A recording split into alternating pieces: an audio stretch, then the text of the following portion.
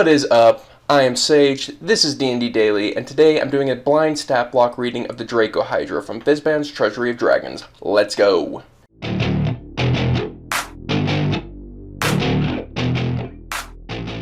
DracoHydra is the result of arcane experimentation, dedicated to recreating Tiamat's power. Amalgamating the magic of chromatic dragons with the blood of a hydra resulted in a many-headed draconic monster with wings and multiple snake-like tails. The DracoHydra's breath weapon is a multicolored mass of energy that contains the essence of a chromatic dragon's elemental power. These gluttonous creatures' appearances heralds disaster for any region they settle in, as they feed relentlessly, with each head demanding a feast of its own. If left alone, they hunt the local fauna almost to extinction, then move on to threatening the folk of nearby settlements. A DracoHydra can sometimes be found in the service of the spellcaster who created it, kept obedient by the rituals of their creation. So overall, it feels like we just have a big beastie. It could probably be a hench animal to a powerful wizard, or it can just be a nuisance to the land. There's no real personality behind it, it is just a simple threat at this point. Jumping into the stat block, it is a huge monstrosity, typically chaotic evil. Has an armor class of 17, 218 hit points, 30-foot movement speed, swim speed, and flying speed. Has a +5 strength, +1 dexterity, +5 constitution, -2 intelligence, +1 wisdom, and +1 charisma. So overall it does kind of give a beast vibe, a very powerful beast, but a beast nonetheless because it's just simply dumb, but has high strength and constitution, so it's excellent at a one-on-one, get in there and tangle with the enemies type fight. It has proficiency in perception, being able to use its multiple heads to suss out enemies. Has 60 feet of dark vision and a passive perception of 19. It understands Draconic, but it cannot speak, so again, it's not as smart as other dragons. That's something that's standing out to me.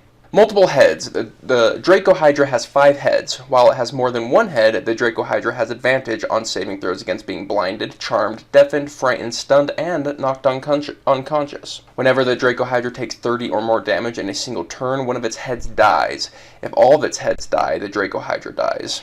Let's do some quick math. So 30, so that'd be 150 damage. So as long as you're doing over 30, you can kill it a lot quicker than the 218 hit points would suggest. Oh, here's something before I finish that thought.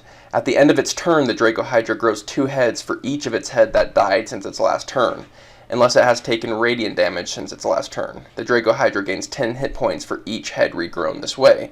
Okay, it wasn't as simple as I thought. That's pretty cool. That's fun. I like that. That to me so far is the most exciting thing. I love the Hydra that gets its head chopped off in 2 come out, and putting that fantasy in mechanics is awesome. I'm glad they did that.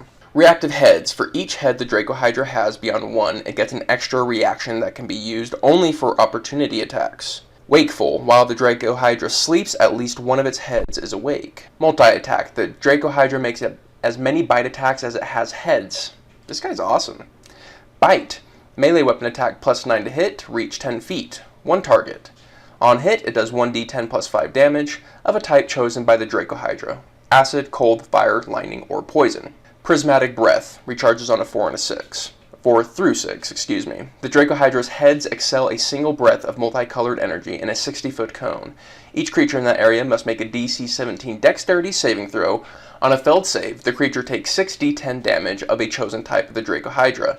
Acid, cold, fire, lightning, or poison. On a successful save, the creature takes half as much damage. Because its intelligence is low, I don't like the idea that it's choosing its prismatic breath. I would personally roll to see which breath is used. I think that fits it better. The reactive heads is pretty sweet. I wish it had a way to proc reaction attacks other than just people running around it. But still, it's still good. More attacks is always going to be good.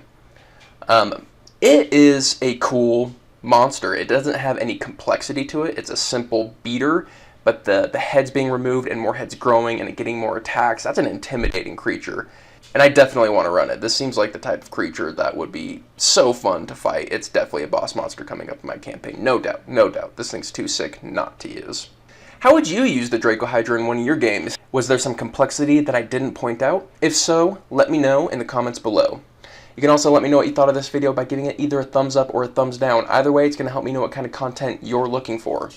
And on the next episode of Blind Stat Block Readings with Sage, we're going to be taking a look at the Draconians. I'm looking forward to those stat blocks because we're getting away a little bit from the actual dragons, and that'll be kind of fun. Hope to see you guys there. See you on the next one. Peace!